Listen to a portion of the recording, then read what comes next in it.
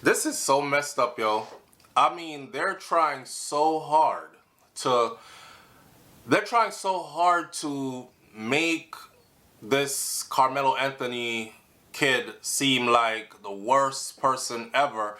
So I wake up to a headline that says he was spiraling. He was spiraling. And I'm going to give you the details that were revealed because recently, with his legal team in the courts again, and them filing an appeal, and them trying to get a new trial or trying to get his charges, his conviction thrown out or overturned, in the death of Austin Metcalf situation, they started off revealing a lot of stuff that had been taken out and kept out of the courtroom. Not just on Austin Metcalf, but on Karmelo Anthony as well. Things that could have been damaging had they been revealed at the time of trial. So this is what we're going to get into right now on this video. Welcome back to the channel. If you've never been here before, go ahead and hit the subscribe button, please. Click the bell next to the subscribe button so you're notified every time a new video goes up on this channel. I don't just say that. After you hit the subscribe button, could you please go and check your notification selection to see if you actually chose all.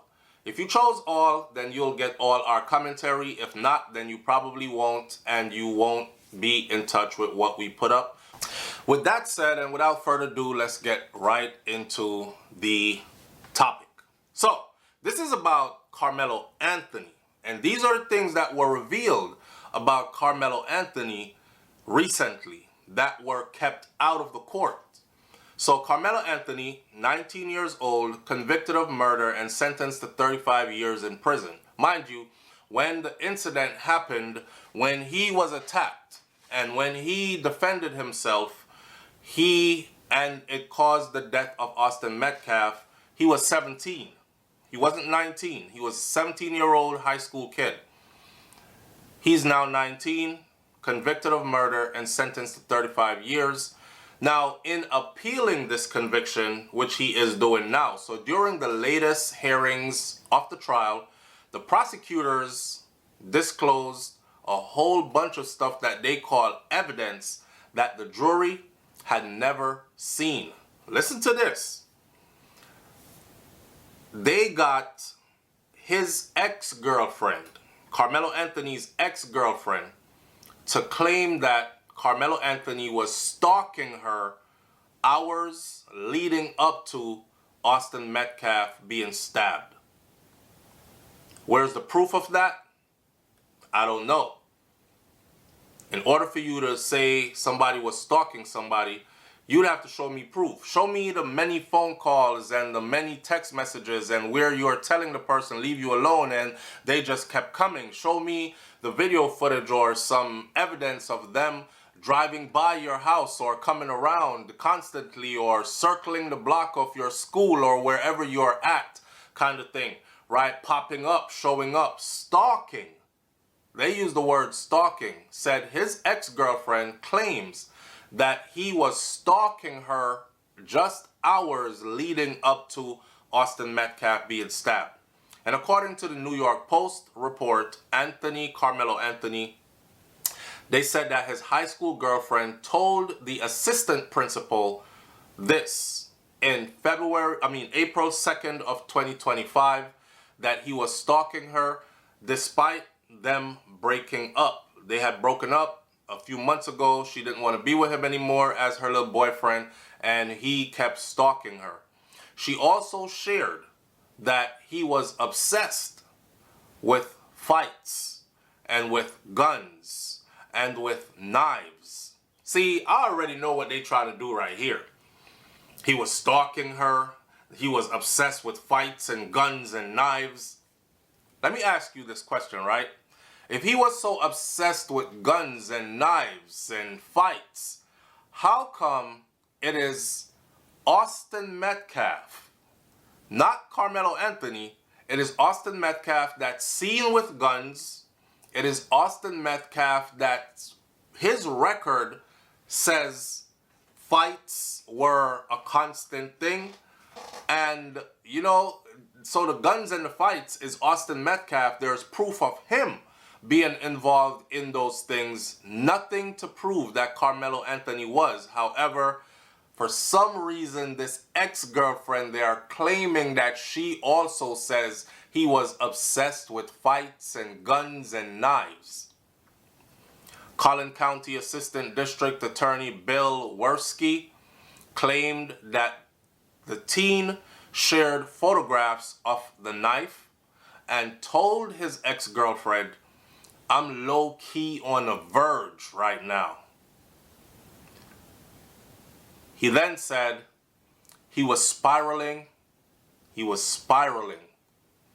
On Thursday, he told the courts that Karmelo Anthony had threatened and had threatening and violent text messages on his phone as well.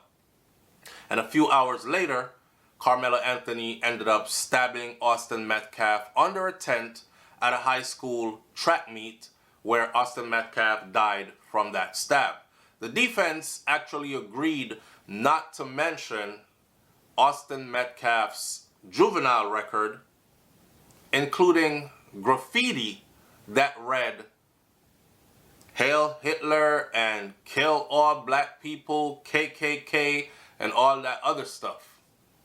They agreed to not mention all that stuff for Austin Metcalf, the white kid, in court in exchange for this stuff that I just told you not to be mentioned about Karmelo Anthony as well. They claim they would keep these evidence to themselves because it would further complicate the case and draw them away from what actually happened under that tent. According to WFAA TV, Werski said, "I offered the agreement. Let's stay away from the historical character and stick to the facts of what happened under the tent." He said that the agreement was intended to prevent the already tense trial from becoming even more racially charged. I don't think so. I think I think Karmelo Anthony's attorney did him no justice because they should have never agreed to that. Make them prove that he was stalking that ex-girlfriend.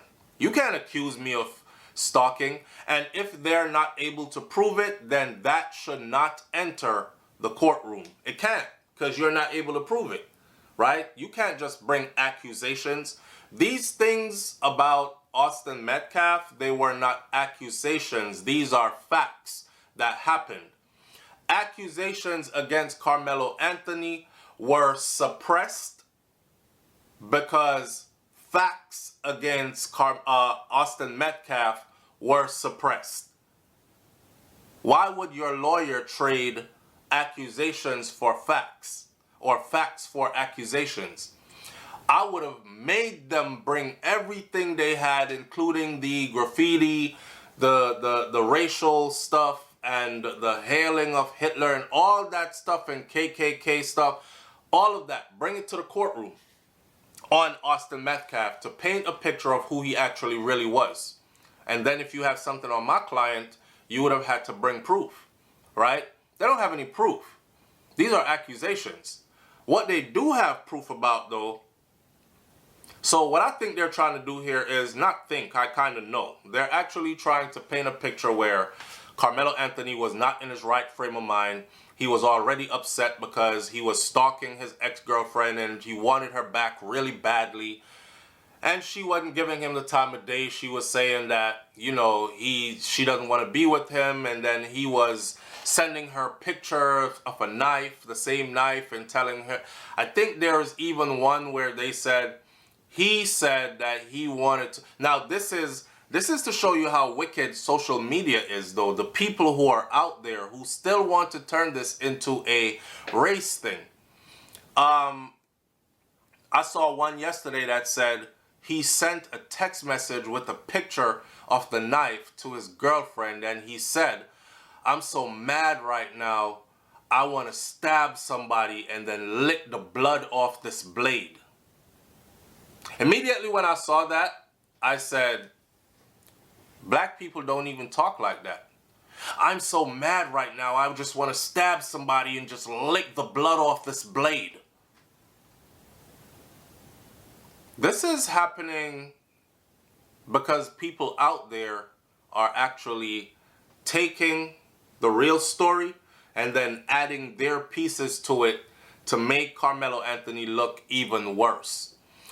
None of that is true. That is not what was said in court. So Worski went on to allege that the jury never heard about Karmelo Anthony's disturbing history or about Austin Metcalf's criminal record because of a gentleman's agreement, it's called. Quote unquote, a gentleman's agreement with Karmelo Anthony's head defense attorney at his murder trial. Now, upon Karmelo Anthony's attorney's request, the judge who presided over this trial was removed recently, which that is a celebration because that is a step in the right direction of them having this case looked at again. However, I've said it before, I'll say it again, whoever they replace better not be another judge like the one they had before. I mean, can't they find a judge who is a black male or female? Can't they move jurisdiction and put this trial somewhere else? Not there.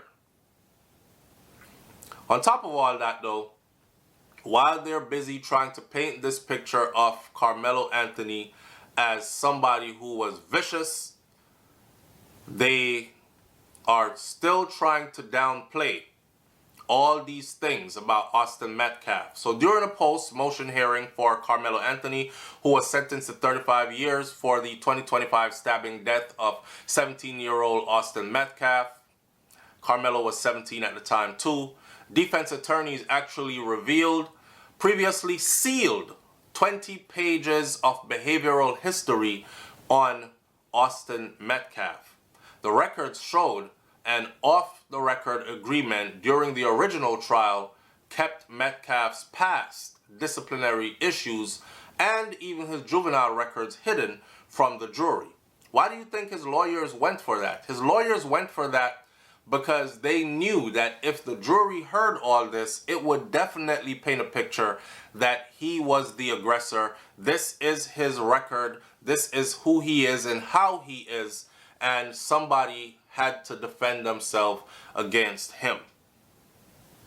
Now, for the specifics of what was given or what was said in this in this sealed stuff, it talks about him being placed on juvenile probation.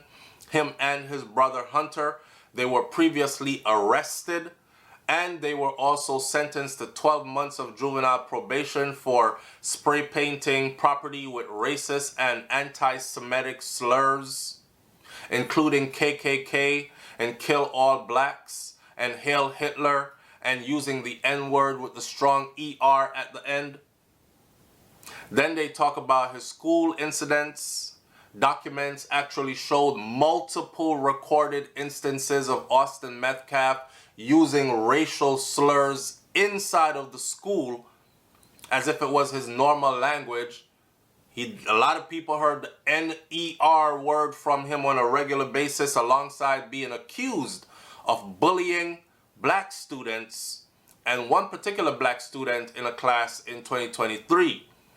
Violence and aggression was a part of his record. It dates back in 2018. There's an incident of Austin and his brother arrested and accused of bullying a female student with their issues go all the way back to elementary school. Now you got to look at that and say, damn, was he raised this way? Was he raised this way? Do y'all remember when his father did that interview and he was like, fuck it, the gag order is off. I can say what I want to say now. The case is over. He's sentenced, whatever. And he goes, watermelon felon. You know, he was itching to say that all along. That didn't just come out of nowhere. That's him actually saying all the things that was in him all along. So it's no surprise that this is factual. They have factual records of his boys, his Austin Metcalf and his brother Hunter, being in problems constantly ever since elementary school days all the way up to his death. And look at what brought his death about. A situation that he provoked with a student, a fellow student from another school, of course, who is black. I mean, you go around spray painting, kill all blacks, you know, I think, and eventually you end up getting killed by a black after you provoked a situation where you threatened to do harm to this black person. It kind of goes right into how you were raised and the pattern that is there. No wonder they fought to keep that out of court. All I'm saying is, Karmelo Anthony's lawyers should have never agreed. Should have never agreed.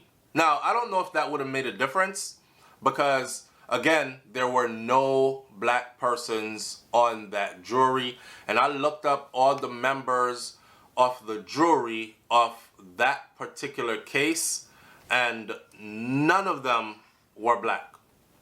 None of them were even his peers. Your constitutional right says you should be tried by a jury of your peers, right? That means if he was 17 years old going to trial, he should have had teenagers on his jury. Now, if the law says teenagers cannot sit through and be jurors, then it should have been next to that younger black people like 18, 19, 20 years old. That's jury of his peers. Should have been at least 6 of those on a 12-person jury. Then I would have said, okay, that's fair. Actually, if you want to be real, jury of your peers would actually mean all 12 of them are just like you. They're black. And they're probably from different walks of life, but they're black. And they understand the case, and they're willing to judge the case according to the facts that are laid out in front of them. But when you have a jury that's assembled that has nobody on it that looks like you or is from a background like yours, and they are the ones who are going to deliberate, obviously they're going to come up with biased, preconceived notions based on their preconceived notions of who you are and their own personal hidden racism and biases. They're going to come up with a verdict that is not suitable for you and in your favor, and that is what happened in the Karmelo Anthony case. So Austin Metcalf, although they're out here trying to paint a bad picture of Karmelo Anthony, oh, he was stalking his ex-girlfriend and he was spiraling. Let's stick to the facts. The facts about who Austin Metcalf was. I didn't make this up. It is documented, right? Yeah. I honestly, sincerely hope that Karmelo Anthony gets out. That was a promising young man who had a bright future ahead of him, and I hope he gets out quickly enough for him to get on track, unwind from all this, and continue to pursue a successful life. Leave your comments in the comment section below. Tell me what you think about this one. I'll catch you on the next video. I'm out. Peace.